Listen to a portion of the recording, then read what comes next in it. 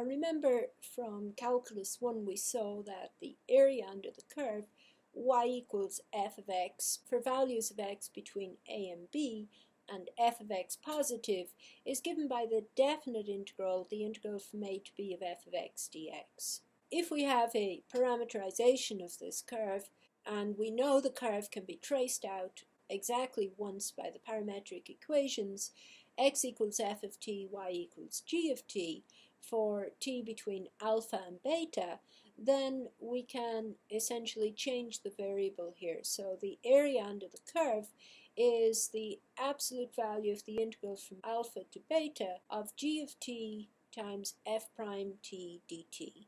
So this amounts to a change of variable, and this is equal to the integral from alpha to beta of g of t f prime of t dt, are the integral from beta to alpha of g of t f prime of t dt. The parameterization may trace the curve backwards, in which case one would get a negative integral here, but of course we're talking about the area under the curve, which has to be positive. This is letting x equal f of t and switching the variable to t here. So we get dx equals f prime t dt, and of course y equals g of t. Well, let's try to find the area under the curve x equals 2 cosine t, y equals 3 sine t, for t running from 0 to pi over 2. This is a graph in the first quadrant of a quarter ellipse starting at 2, 0 and moving counterclockwise to 0, 3. Certainly this can be written as y equals a function of x, and it passes the vertical line test, so we can certainly apply our formula for the integral here.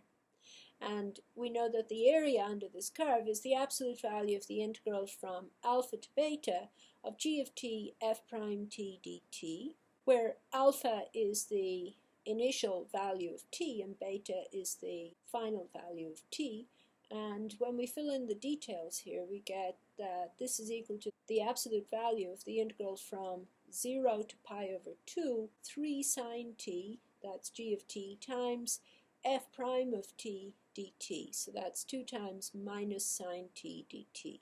When we tidy that up a little, it's minus 6 times the integral from 0 to pi over 2 sine squared t dt, and that's going to be, using the half-angle formula, minus 6 times 1 over 2 times the integral from 0 to pi over 2 of 1 minus cosine 2t dt. That's minus 3 times t minus sine 2x over 2, evaluated between 0 and pi over 2. So when we actually evaluate that integral, we get minus 3 pi over 2.